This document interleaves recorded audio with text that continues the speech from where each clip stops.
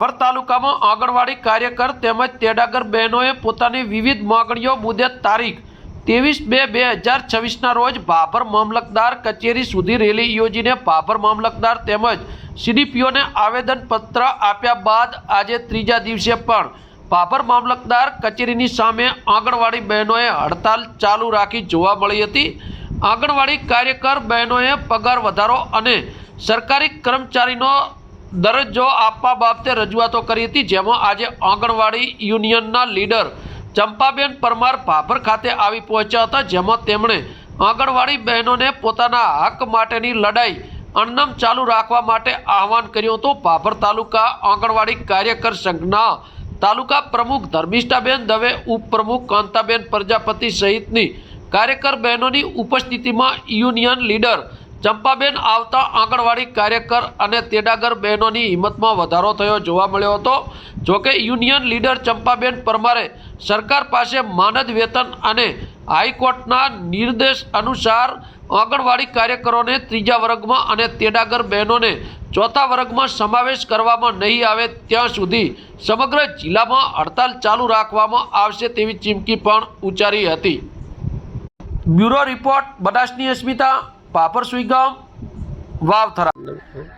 આજે ભાભર તાલુકા ખાતે આંગણવાડી કર્મચારી સભાના નેજા તળે આંગણવાડીની બહેનો જે હડતાળ ઉપર બેઠી છે, તો આજે બહેનો રાજી ખુશી તો હડતાળ કરી નથી રહી। જે આંગણવાડીમાં ઓનલાઈન ઓફલાઈનની કામગીરી અતિશય વધી રહી છે, સરકાર માનદ વેતન આપે છે માત્ર 10,000 અને એની સામે લાખ રૂપિયાનું કામ કરાવવા માંગી રહી છે। બહેનો સતત આંગણવાડીના ટાઈમ સિવાય પણ સતત મોબાઈલમાં કે ઓનલાઈન વર્ક કે ઓફલાઈન વર્ક કરવા માટે મજબૂર થઈ રહી છે। તો બહેનો આ કામથી એટલી બધી કંટાળી ગઈ છે, છતાં સરકારને એમ નથી થતું કે સરકારના અધિકારીઓને એમ થોડી લાગણી નથી થતી કે એમના પરિવારથી વંચિત રહીને આ કામ કરી રહી છે। સાથે સાથે જે આંગણવાડીમાં કામ કરતી હોય ઓનલાઈનમાં, ત્યારે બાળકોથી વિમુખ થતી જાય છે। બાળકોને જે પૂર્વ પ્રાથમિક શિક્ષણ અપાય છે એ અપાતું નથી અને આજે પણ હડતાલ કરીને અમે પૂર્વ પ્રાથમિક શિક્ષણથી અમે વંચિત કરી રહ્યા છીએ, પણ આજે અમે મજબૂર છીએ।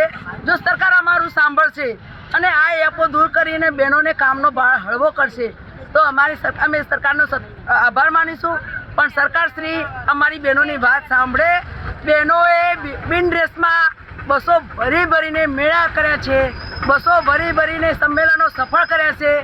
આજે એક આંગણવાડીની વર્કર 10 બહેનો 15 બહેનો લઈને ગઈ છે, જે અન્ય ગૃહિણીઓ હોય એવી બહેનોને, સખી મંડળની બહેનોને, પણ સરકારે આ બહેનોની કદર કરી નથી। તો સરકારશ્રીને મારી વિનંતી, કેન્દ્ર સરકારને કહું છું ને ગુજરાત સરકારને કહું છું કે અમારી આંગણવાડીની બહેનોને જે થોડી લાગણી છે, જે માંગણી છે એ સાંભળીને સ્વીકારે અને અમારી બહેનોના પ્રશ્નો હળવા કરે અને જે હાઈકોર્ટે જો આપ્યો તો બહેનોને સરકારી કર્મચારી કરો યા 24,800 20,300 પગાર આપો, માનદ વેતન આપો।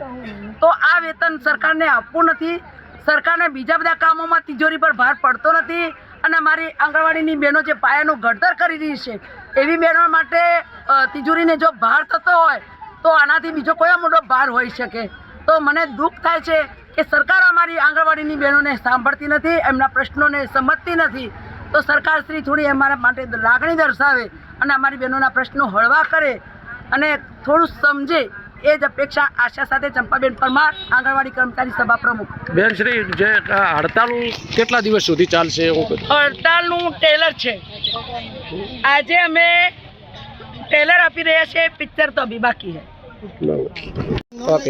હું પ્રજાપતિ કાંતાબેન, ભાભર 14 આંગણવાડી। આજ રોજ અમે ભાભર તાલુકાની 135 બહેનો અને 135 તેડાગરો ત્રીજો દિવસ થયો અમારા હડતાલના ધરણાનો, પણ કોઈ ચુકાદો હજુ સુધી આવેલ નથી। હાઈકોર્ટને ચુકાદો આપી દીધેલો છે કે આ બહેનોને 24,800 આપો, તેમ છતાં સરકારે અમારે કોઈ ચુકાદાનો નિર્ણય આપ્યો નથી। અમે 3 દિવસથી અહીંયા બેસીએ છીએ, તો અમારા બાળકો આંગણવાડીના અમારા 50 બાળકો ઘરે રહેતા હશે, એમને આજે નાસ્તા વંચિત રાખવામાં આવે છે। તો સરકાર કેમ સાંભળતી નથી અમારી વાતો? સરકારશ્રીને એટલી જ નમ્ર વિનંતી કે અમારા સવાલો પ્રશ્નો સાંભળે ને અમને ન્યાય આપે। આ હડતાલ ક્યાં સુધી ચાલુ રાખવાનો? જ્યાં સુધી સરકાર હાઈકોર્ટનો ચુકાદાનો અમલ નહીં કરે ત્યાં સુધી અમે હડતાલ ચાલુ રાખશે।